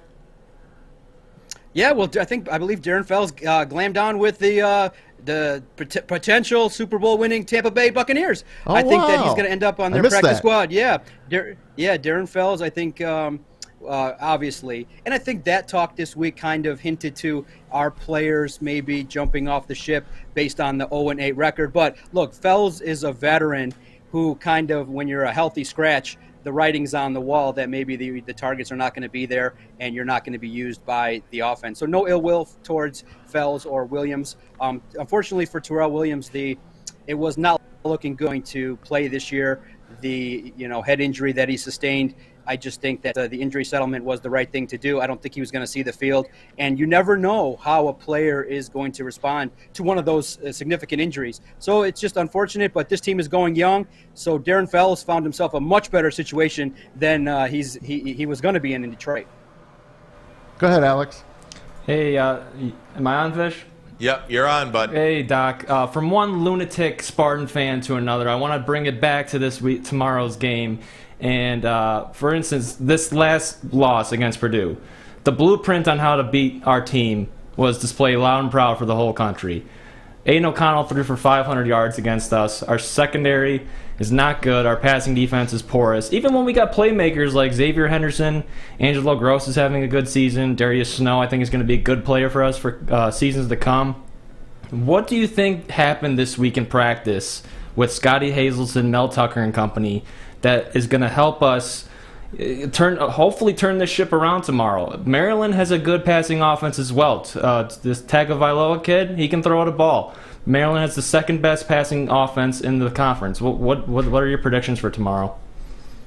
Yeah, absolutely. I'm concerned, obviously with Raheem Jarrett, 5 touchdowns, one of Tua's brother's favorite target. Obviously now the blueprint is there. The Spartans have one of the worst passing defenses in the entire NCAA. So you're going to expect that Maryland's going to toss the football, and it's going to be incumbent upon Mel Tucker's defense to adapt. Now, I do think that if you can have success early, you can make Maryland one-dimensional. You have to also pay attention to Okonkwo. When you paid attention to that performance that Maryland had against Penn State, anybody that racks up 12 receptions for 85 yards, you're going to pay attention. So I think that if the defense and the swagger returns from Mel Tucker, I think when you lose in that fashion, you're going to catch the attention of the coaching staff, the players, even though you know that the message was there, hey, don't rest on your laurels. They were probably reading some of the press clippings regarding beating Michigan on the road when everybody was looking at this being a trap game. I think the focus will be doubly down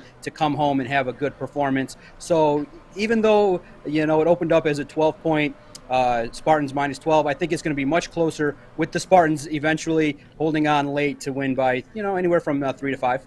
I think it'll be very close and competitive, but I don't think that there's going to be another upset brewing this weekend in East Lansing. Hey, Doc, before we let you go, what's your take on where Odell went? He went to Hollywood, had a chance to sign with the Packers. We hear the Packers kind of gave him the league minimum, and Mark Murphy might have done the Packers wrong. He's the GM over there, and it looks like Matt LaFleur thought he had a deal done for Odell. They lowball him. Aaron Rodgers loses another weapon, and he goes over to L.A. in that crowded wide receiver team. What's your take on that? Ooh, I'm impressed. I'm definitely going to be tuning in to the Rams' next contest. I think everybody here in Detroit now knows the Rams are going all in for Matthew Stafford. They want the opportunity for that quarterback and that offense to emerge, and you just add another weapon for Matthew Stafford. It's just an unbelievable situation for Odell, and I think it's the best situation that he could land in terms of going to a team that's poised this year to win it all. Yeah, the offensive line is not among the elite, but when you have Matthew Stafford, Cooper Kupp, Robert Woods, and you have those defenders, oh my goodness, you built a super team where if you lose one or two of those guys, you still have a team that is now poised to make a run. And that's all you could ask for if you're Matthew Stafford, Sean McVay, is, hey, if there's a player that we believe can help us, that can potentially maybe even open up space for Cooper Kupp and Woods, Odell Beckham has some risk, potentially, if Stafford doesn't get him the ball enough. But I think that locker room, based on the reception that he's going to get, I think they're going to welcome him in, and that is going to be a team to beat. I can't wait to see it. I think the now power ranking shift to go to, you would say, the Rams, the Cardinals, the Packers, and the Buccaneers, man. What a fearsome foursome in the NFC, man. I can't wait to see it. It's going to be great, man. But you think there's more pressure than ever right now on Matthew Stafford? Well, it's Super Bowl or bust. I mean, the only way to have a successful season for Matthew Stafford is to win the Super Bowl. I disagree with that. Not make it to the Super Bowl, because they made it to the Super Bowl with Jared Goff. They got to win it, bar none. Hey, Doc, thanks so much for the time, my friend, and I love going at it with you because you get me to think. I love talking to you every Friday. Thanks so much, my friend. Absolutely. Now, quickly, one of the first purchases I did make here, bring some more props when I did sign with SI, my own fat hat, baby. I definitely am one of the bigger fans here in Detroit. Quick Steelers prediction, I think the Lions compete, but they lose 30-27. Look at that. High-scoring game. High-scoring game. Good to see you, Doc. See you, Doc. Check him out on Twitter. Looking good, man. At Detroit Podcast, also SI.com Lions writer. We talk to him every Friday. One of our faves, Doc Macaroon. Going to get into some Tigers talk. We'll do that next. Sure. Armani and Edwards. That's the bottom line on Woodward Sports Network. Okay, you thirsty little spin goblins. I want you to pedal into the next dimension. Spin it. Spin. Spin. Uh-oh. Carmen's falling behind. Let's give her the hiss of shame. Spin! Spin! Spin till you bleed! Don't ride the bike of shame. Come to Planet Fitness and find your own lane with tons of equipment, free fitness training, and no hissing. Join today for just $10 a month. Hey, everybody, it's Maz for the Foaling Warehouse and Hamtramck. Go see my friends Chris and Noni Hutt. What wonderful hosts they are. Make sure you tell them the people here at Woodward Sports, especially Maz, sent you down to see it. Bowling, foaling, what is it? It's throwing a football at bowling pins. It is fun. Did you see me do it, by the way? I did see you. You look great. You and the Hammer. Oh, Hammer so good. have a little thing going on. We're going to have something going on there Very as good. well, because you could host your corporate party there, and it's easy. You can have a team building event. Just come in with family and friends as well. 2 ways to play: $10 unlimited open play. That means if they open the doors until they close the doors, you can play for that, or you can get a private lane reservation. $120 for 10 people. You get that for 2 hours. They also have over 100 beers and the $2 mystery beer machine. Put $2 in, and whatever comes out, you got to drink. A $2 mystery beer machine, multiple full bars as well. You could bring your own food in or even have it delivered. Come get your foal on. Check it out at foalingwarehouse.com. Hey, want to let you know about Les Stanford Chevrolet Cadillac in Dearborn on Michigan Avenue as well. You want to buy a car, don't worry about that chip shortage inventory coming in. If you don't want a new car, you want a pre-owned car, they got anything you want. Any make, any model on their pre-owned lot. But hey, maybe you don't want to buy a car. Maybe you want to sell your car. Feel free to go ahead and walk in and do that as well. Walk in today, you will walk out with thousands of dollars in your hand. And it doesn't matter whether you own the car or lease the car. Les Stanford is your authorized lease return center. Hey, maybe you're coming up on your miles, want to turn that car in? Feel free to do it there. Les Stanford, your authorized lease return center. Check them out online, lesstanford.com, lesstanford.com, 313-565-6000, 313-565-6000. Les Stanford Chevrolet, find new roads. And we're going to have Chevy Will coming on in about 15 minutes from now to do our pick segment. We'll check in with him at Les Stanford. Hey, before we do baseball, yes, I want to bring back Matthew Stafford to you. You're saying it's not a successful season for him. Correct. Unless he wins the Super Bowl. That's exactly what I'm saying. That's horse crap. That's exactly what I'm saying. It's bull. Why? Because only one team wins the Super Bowl. And does Tom Brady win the Super Bowl every year? No, but you're missing the point. No, I'm not missing the point. The Los Angeles Rams have pushed everything they have into this season and next. Yeah, and the next. No, this season and next. 2 chances to win a Super Bowl, to make this trade of Matthew Stafford work. They're bringing in guys like Von Miller. Right. They're bringing in guys like Odell Beckham Jr. Maz, they don't have a pick until the 4th round of the NFL draft. But they make their picks count, by the way. Yes, they do, but you can only do that for a period of time, i.e. the Detroit Red Wings. Correct. Right? I mean, you can only go so many years without high-end picks. I get it. But they've already been to the Super Bowl. Exactly. With this team. Now they added a couple more things. They switch out a quarterback. We had Rob Parker on yesterday, and Rob eloquently put it, Jared Goff and Matthew Stafford numbers are identical on the Super Bowl year. Jared Goff went to the Super Bowl. He had the same numbers through 8 games as Matthew Stafford has through his 8 games. And who's leading the MVP race now? Matthew Stafford. Because of all the love. Until last week when he crapped the bet. Who's leading it now? I don't know. Got to be Matthew Stafford still. I don't know about that. Just because he had 1 bad game. And mind you, his 2 bad games against the Cardinals 2 winning teams. And the Titans. Matthew Stafford against winning teams is something ridiculous, ridiculous, like but he was 9 with the and 69. Lions. Okay, I'm sorry. He was with the Lions. Throw the numbers out. Okay, what about being 1 and 2 against winning teams with the Rams? Okay, so far that's the proof in the pudding. We have to see when they make the playoffs, and they will. If they win a playoff game, the monkey is off Matthew Stafford's back then. Maz, all they have to do is win a playoff game, and the monkey is off his back because he's one player. He's one guy. They have given everything that they have to win a Super Bowl, not go to a Super Bowl. They already have gone to a Super Bowl. And they did that with having all of their draft picks too, by the way. But now, to get over the hump, not just to get there, but to win it all, they have given up all of their picks for the next 2 years. Essentially, all of their high-round picks for the next 2 years they have given up.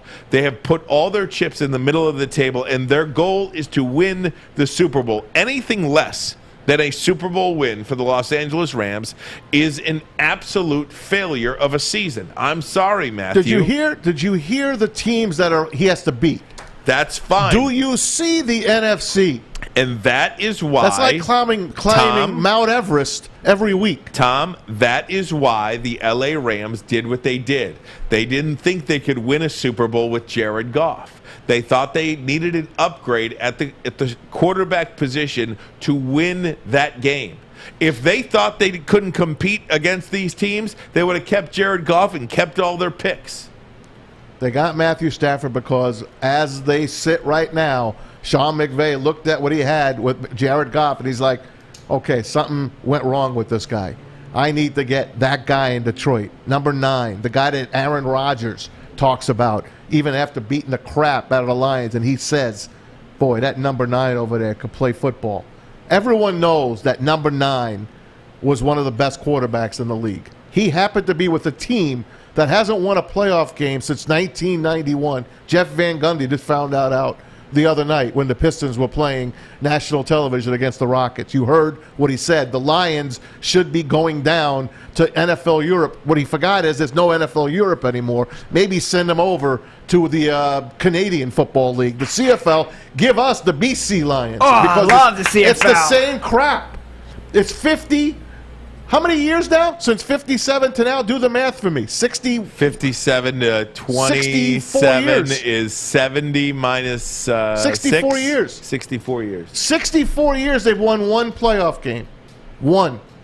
And you're going to tell me that this guy goes to L.A., and if he doesn't win a Super Bowl in his first year, he's a failure? That's exactly what I'm telling you. You're wrong. I don't think I am. They'll win. They'll win a playoff game. I'm not sure if they'll win 2, though. I'm saying because look at the competition. I'm not saying he is a failure. I'm saying the season is a failure for the LA Rams if they don't win the Super Bowl. The season's a failure for 30 teams. And that is why the LA Rams have put all of the capital that they have into this season. That's why they made the trade for Von Miller. That's why they made the trade for Matthew Stafford. That's why they signed Odell Beckham Jr. That's why they did all of these things. Good for them. You know what the best move they made was?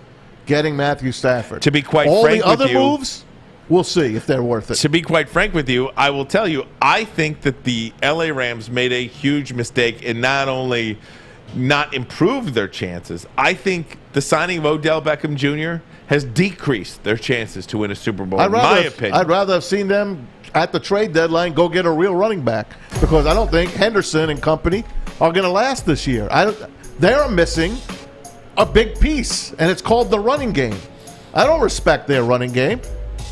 And half the teams they play aren't going to respect their running game. There are 5 shortstops, big-ticket shortstops available in Major League Baseball. Maz doesn't think the Tigers are going to get any of them. He'll tell you who he thinks they will sign. I know who they're signing. We'll do it next. Armani and Edwards. The Bottom Line on Woodward Sports Network right here in Detroit. You know why realtors love using Hall Financial as a lender? Because of our commitment to speed and service. We have nearly 4,000 5-star reviews already. Call today, 248-308-5000, or go to callhallfirst.com. Make sure you download the Woodward Sports app in the App Store and the Google Play Store today. Take Woodward Sports with you wherever you go and listen live on your phone or mobile device.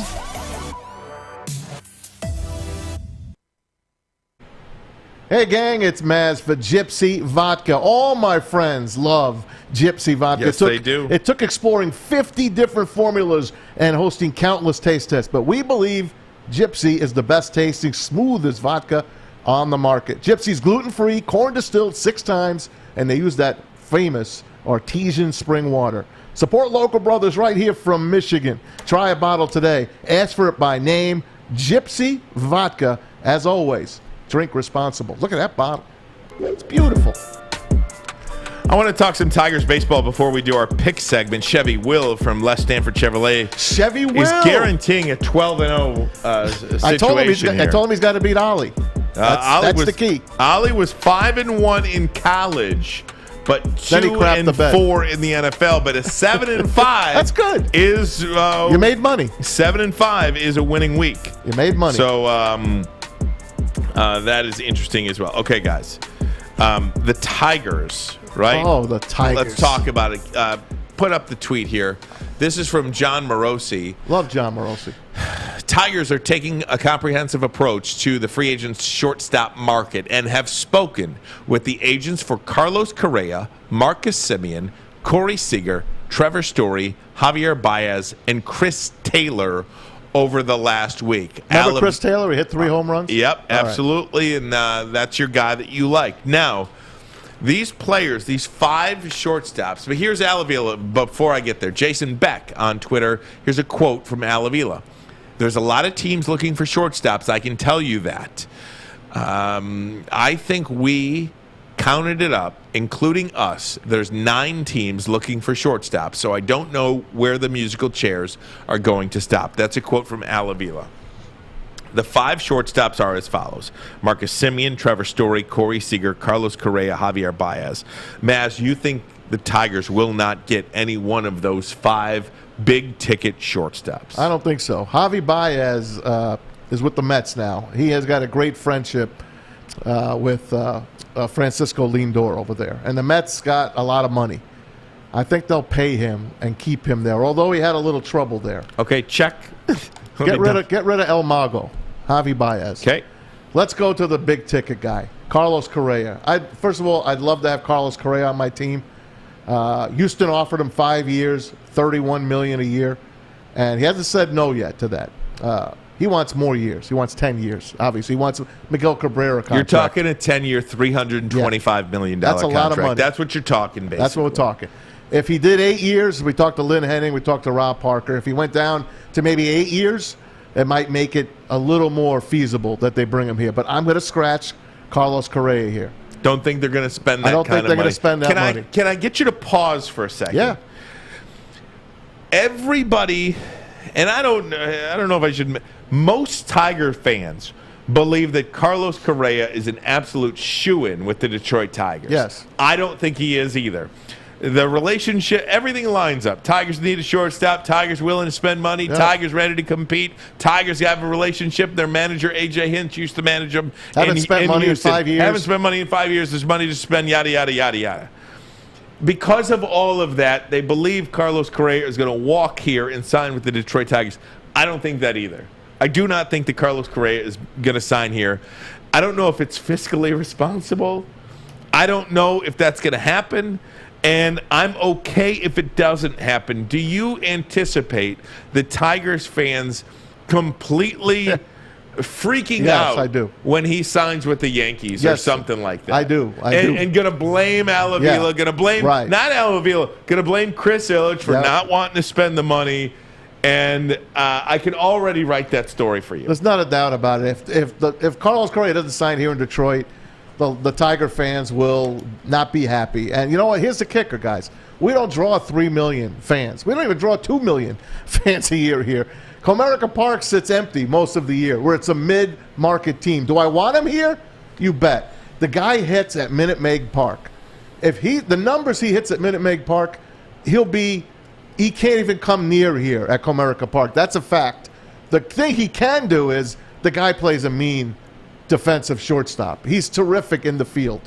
There are other guys that are terrific in the field too. Marcus Semien. Great player, 31 years old. Great year, back-to-back years.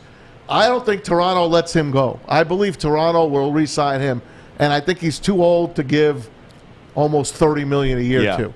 So I'm going to scratch Marcus Semien. Who else we got? Kyle Story and Seager. Trevor Story. I like Trevor Story. 29 years old when the season I like him. starts. He's been in Colorado his whole career. He didn't get traded at the deadline. There were some rumors about his arm maybe hurting or whatever. I don't know about that. I think he's a very good shortstop. Give me the guy you want. It's not that I want him.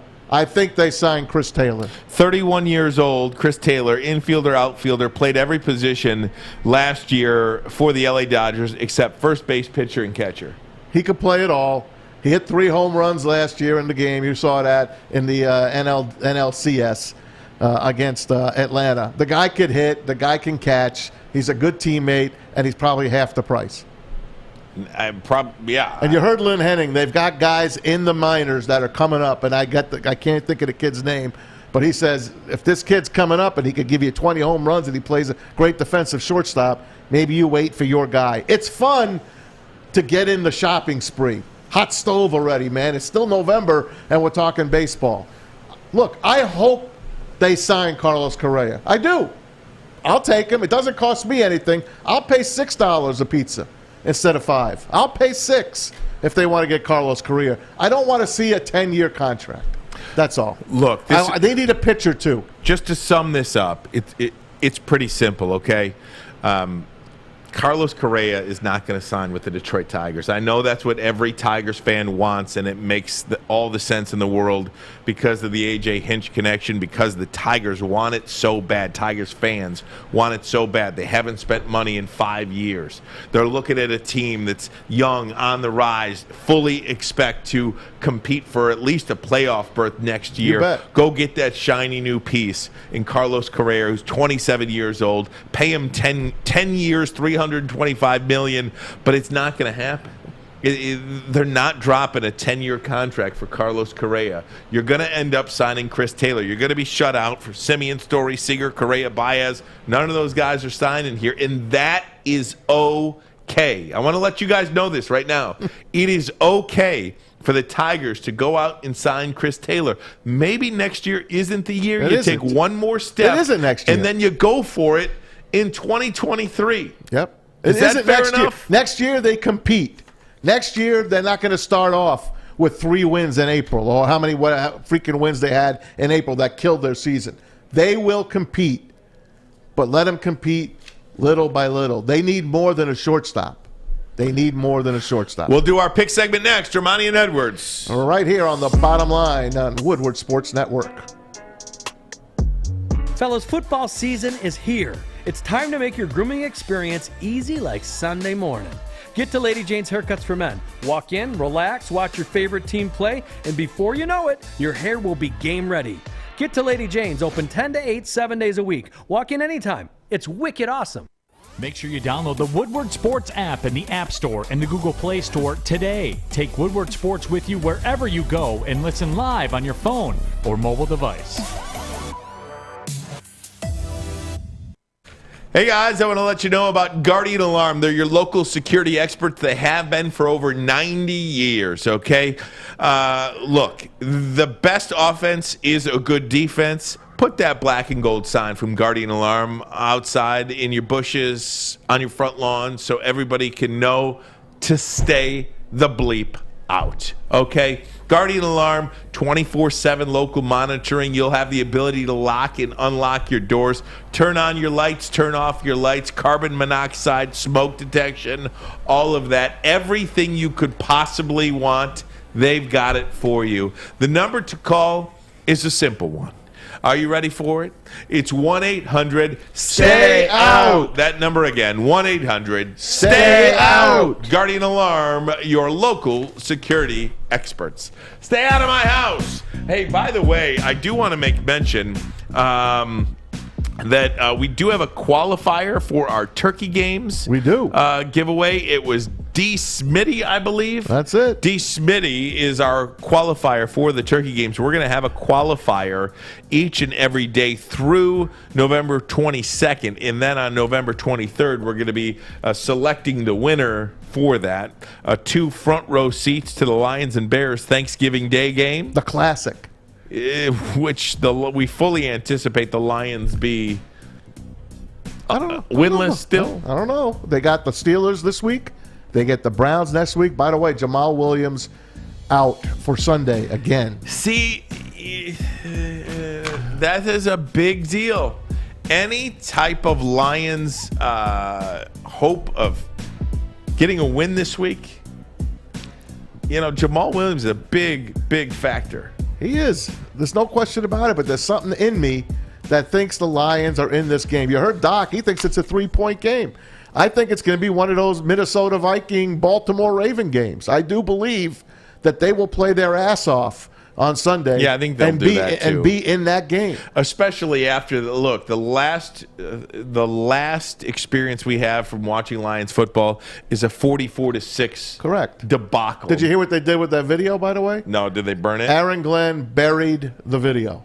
They had a ceremony, and he buried the video. They might win this week. I'm telling you, man. I'm telling you. Look at yesterday. Beer Man tells us Everything is on the Ravens. They've outscored the Dolphins in the last 3 games, 167 to 16. But we don't have that defense.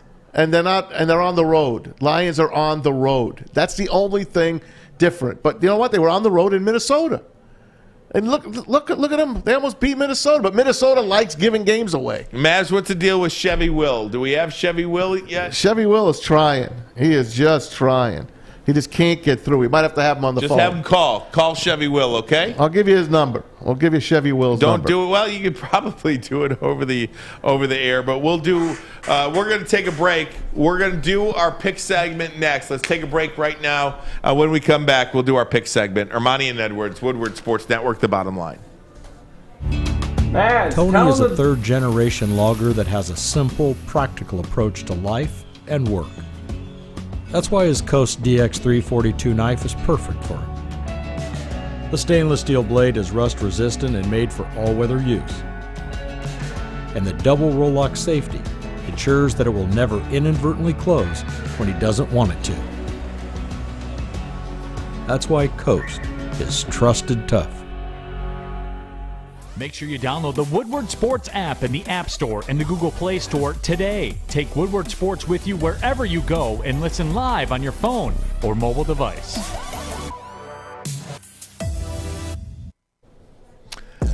All right, welcome back to Woodward Sports Network. Brian Armani, Braylon Edwards is out today. Braylon has had to get his wisdom teeth pulled. He sent us a picture of that tooth. It is not. That's a biggie. Not pretty. You know, we should show the video again in case you guys missed it. Oh yeah, play the video of Braylon. You have the video of the Braylon. Look at this guy. This is Braylon in the dentist chair early. He's still texting us. Obviously, the guy doesn't stop. He's probably taking notes in the dentist chair. This was him from earlier today. Hey, what's going on? It's Braylon Edwards here. Hey, sorry I couldn't be in today. Sorry I couldn't be on the show. I know that Maz and Ryan and Alex and Fish have you guys covered. I know they're going to take care of it. I am doing some self-maintenance. Got to get rid of 2 wisdoms. The one down here and the one up here. So, getting rid of these wisdoms, but I will be back in the building on Monday.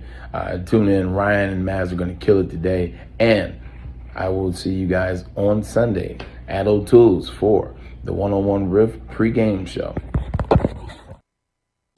In the chair. The great Braylon Edwards. And Sunday is the day. Hopefully we can get him back there. There you go.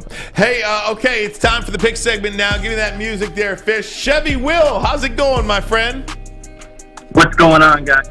You, buddy. This segment brought to you by Les Stanford Chevrolet on Michigan Avenue in Dearborn. What's happening today out there on Michigan Avenue, Chevy Will? You know what I mean? You know, just hold on, Will. Dang, Will. We got a bad connection. We got a bad connection, my man. We got a bad connection. Hang it up. Fish will call you right back. Fish will call you back.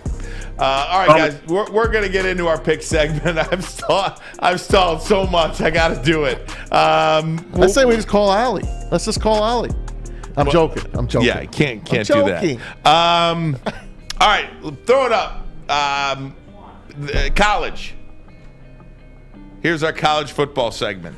Here we go, guys. This music sucks, Fish. Can you give me something better, a little bit more upbeat? Yeah, there you go. Thank you.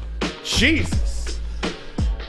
What is happening here? Hey, we're okay, man. Okay, good. We're better off than Braylon right now. Yeah, that's true. He's in La La Land right now, hopefully. Hopefully the gas is still working on him. All right. Last week, Ali Rita went 5-1 in college and 2-4. What did Braylon do? I didn't even tally his up. Did you do okay last week? I did good. Yeah, I did very well. This is a disaster. Oklahoma at Baylor. Number 8, Oklahoma at Baylor. 5.5-point favorites are the Oklahoma Sooners. Maz? You've been rooting against Oklahoma all year. They've been waiting for them to lose. They're in Waco this week. You know what? They finally made it into the college playoff. They're on the front sheet. They want to get into that top 4 so bad. I'm going against them. I'm taking Baylor. Baylor's been hot. They won the basketball championship. Why not knock Oklahoma out of the college football playoff? Go Baylor Bears. That's an interesting pick there, Maz. Oklahoma seems to be a different team since the change at quarterback, so we'll see. We have Chevy Will. Chevy Will, Oklahoma at Baylor. Oklahoma, a 5.5-point favorite. I got to go with Baylor in the points. Baylor. All We right. love it. 2 Baylors. I know where you're going now. Yeah, baby.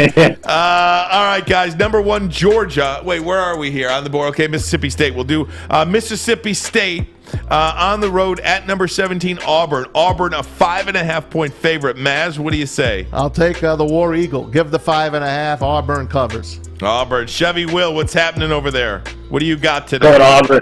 We're going Auburn all day with the War Eagles, baby. You got to go with it. All right. Number 1, Georgia at Tennessee. I don't know how many people You love Tennessee. are watching this Tennessee team. This is the most exciting college football team to watch, not named Alabama or Ohio State. They are a fun team. They still lose, though. 20 points they're getting at home against Georgia. Chevy Will, I'll let you go first here. I think obviously Georgia's a no-brainer. You think so? Okay. No-brainer, baby. Laying the 20 points, so they win by 3 touchdowns or more, huh? Now, Will, Heck yeah. Will, Maz told me you have predicted a 12-0 session here today. I'm going 12 for 12. Okay. All right. Very good. 12 for 12. Maz, what do you got? Every time I pick against Georgia, I lose, so I guess I'll take the dogs. Georgia, Give the okay. 20. What do we got next? Number 11, Texas A&M at number 15, Ole Miss. Ole Miss, Maz, what's this? You got, look at Ole Miss. You have equals, so I don't know if that's. It's minus. They're favored. Ole Miss is favored Yes. over A&M? They're favored. Oh, this is an easy one. Go They're ahead. favored. I'll let Chevy Will go first. Okay. You know what, guys? I think I'm going to go with actually Texas A&M. Absolutely. This might be the remember no-brainer they gave of the Alabama week. their own loss this season. That might be the no-brainer of the week, Yeah. Will. I'm on board, too. Give me the Aggies. There They you could beat go. Alabama. They could beat Ole Miss. Right, Ole Miss is terrible. Macaroon. Seriously, Ole Miss is not very good. All right, local teams here, guys. Michigan on the road at Penn State. Michigan, a 1.5-point favorite. Will. I got to go with Michigan. It's actually going to be a clean sweep for Michigan sports over the weekend. Michigan hockey won, so Oh, wow. Michigan football is going to be doing the same thing. Look at this guy. He's doing his Maz? homework. Yeah. I'm not going to pick against the Wolverines. No, you're not. Lay the Of course points. you're not. Michigan State, a big number, 13-point favorite against Maryland. Will. They're coming off a loss to Purdue. I think you got to go with the Spartans in East Lansing after a loss. It's a wrap. We already know what's going to happen. Maz? Son of a gun, we're picking the same damn teams. Well, you do have. God, you guys went. Wow, 6 for 6. Yep.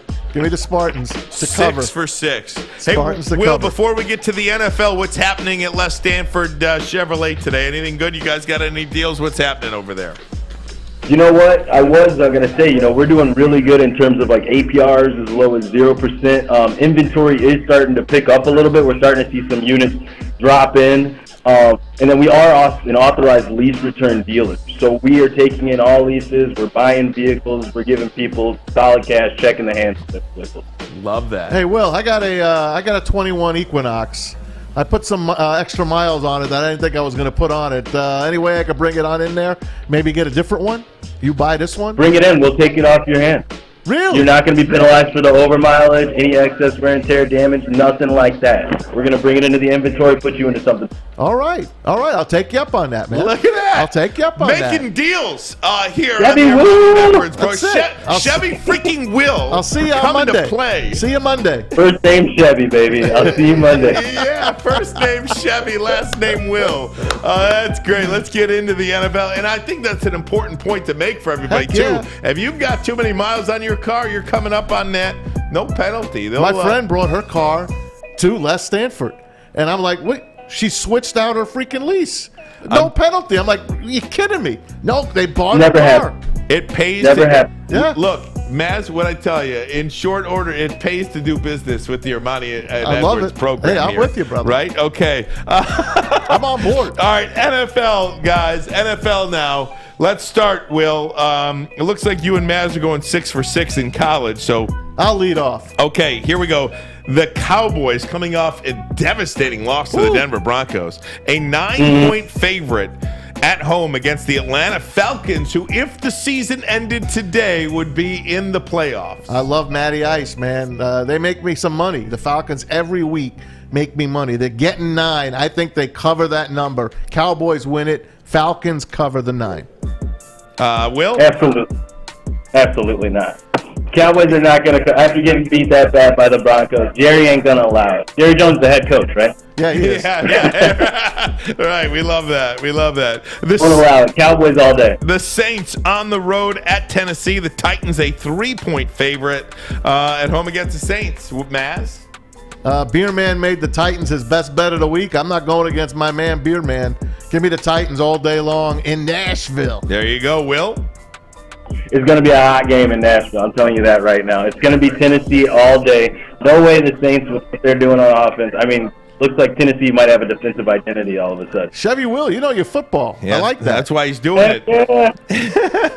The New England Patriots, a 2.5-point favorite at home against the Cleveland Browns. I'll let Will Okay, lead Will, this you one. go first. Oh, the old dogs. I mean, as much as I like it, you're not coming into the house that Bill built and coming away with a W. Patriots all day. Belichick's got Mayfield. So they're going to definitely got Mayfield's number. Yep. Pats are one of the hottest teams in the league too. You know, Yep. they're Mac Jones. I like New top-rated rookie quarterback. Everything points New England's way. Solid team. That's why I'm taking the Browns. Oh, Give me the Browns. Browns win this game. That's a fishy number, though. It sure is. It's a fishy number. The Packers. Oh, I think this is the best bet of the week, actually. Packers. Russell Wilson out? Russell Wilson is playing. The question is Aaron Rodgers playing? Aaron Rodgers will play as well. playing. You don't know that. Yeah, he's playing. He's asymptomatic this right changes now. everything. He does not need a negative test. Yeah, he does. No, he does not. Because you can still test positive for COVID once you've had it up to like I 6 thought months. unless you have the vaccine, Nope. you must show 2 straight negative tests. Wrong. See, I was uninformed. I was ill-informed. Yep.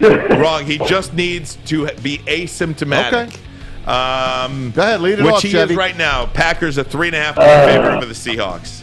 What a game. This is the only one I'm having trouble with. I think I'm going to have to go with the Packers and Lambeau and A-Rod coming back. That's I think exactly he's right. really apologetic. That's exactly right. Seahawks he's gonna bringing take it. Russell Wilson back, man. Yep. I think the Seahawks upset him. Go for it, Maz. You're And wrong. you know I'm a Packer guy. I think No. first name Chevy, last name Will gets you on that Give one. me the Seahawks. 2 more, guys. Chiefs at Raiders. The Raiders are a 2.5-point favorite against the Chiefs. Hey, the Raiders have had 4 straight good days. Yeah, right. 4 straight days without an incident. Yeah. Without an incident. Yeah. That's sweet. What do you say, Will? You know what? The Raiders are in such disarray. I mean, unless John Gruden's out there throwing the ball, you know, I definitely have to go with the Chiefs. I think this is that time of the year where you start seeing Mahomes kind of like buckle in a little bit better, and they just kind of limit the mistakes that have been, you know, costing them some of the games. All right. So I'm sorry. You got the Chiefs. Chiefs. Got the Chiefs all day. All right, Maz. The Chiefs suck. Give me the silver and black. Yeah, I think the Raiders win that game. Okay, guys. Lions an This is my favorite one coming up. Lions an 8-point dog at Pittsburgh. Chevy Will. I know who he's taking. You guys ready for this? All right, this is left side. Put it on the money line. 100% Lions upset. This is a trap game for the Steelers. We're coming off fresh. Season just started over. We're 0-0, baby. Detroit's going to Let's cover go. this game, if not win it. He likes to win. I told you, Yeah. man. It stinks. I mean, think about it. The last thing we saw, Maz, was the Detroit Lions get embarrassed 44-6 at home, get booed off the field. Yep. Bye week. Dan Campbell's going to get these guys ready to play. They're going to compete in this game. 100%. I told you, 100%. And now Jared Goff might have someone to throw. They buried the film, the game film already. Yeah. What's his name? Aaron Glenn said, "The hell with this film. I'm buried. I'll take the Lions and the points all day long on That's this game." right. Something stinks. Will, thanks so much. This pick segment brought to you by Les Stanford Chevrolet. Find new roads, and of course, you can find Chevy Will over there on Michigan Avenue in Dearborn. Check them out. Give them your car, sell your car. Get behind me buy a first. car. I'm coming on Monday. Mass is going on Monday. I'll let you two figure that out. Thanks so much, Will. Best of luck to you. Thanks, guys. Go Lions. You got See it. you, Go Will. Lions. Tell Allie we said hey. Yeah. I will. Sorry we could not get it on the video as well, too. Technical difficulties. That's all right. We'll get you next time. Very good happen. You'll be back. Yep, we'll figure it out for next time. Maybe you got that firewall on your firewall's laptop up. or something. Use Who your knows? phone next time. Yeah. It was a phone, guys. It was a phone. Oh, maybe it was a firewall Get on the damn on the phone. computer then. Get on the computer. Whatever on you the did, laptop. don't do it again. Don't do it again. Yeah. All right, Will. Thanks. All right, fellas. I love Enjoy it. the rest of the day. You See too, you, my bud. man. First name Chevy, last name Will. I Bring love it. that. Bring it. All right, Mez, we got time for 2 videos of the day here. Give them to me. I got you. This is a good one for you. Not really. Go back to 2013 and Beaver Stadium. Ooh-wee. Here's Hackenberg. He's going to go for it right here. And Robinson comes down with it. At the 1-yard line. Is the best that you can see out of Allen Robinson. Watch this. Unbelievable. Hand is down, inbounds. First and goal. Melton to the edge. Penn State has done it.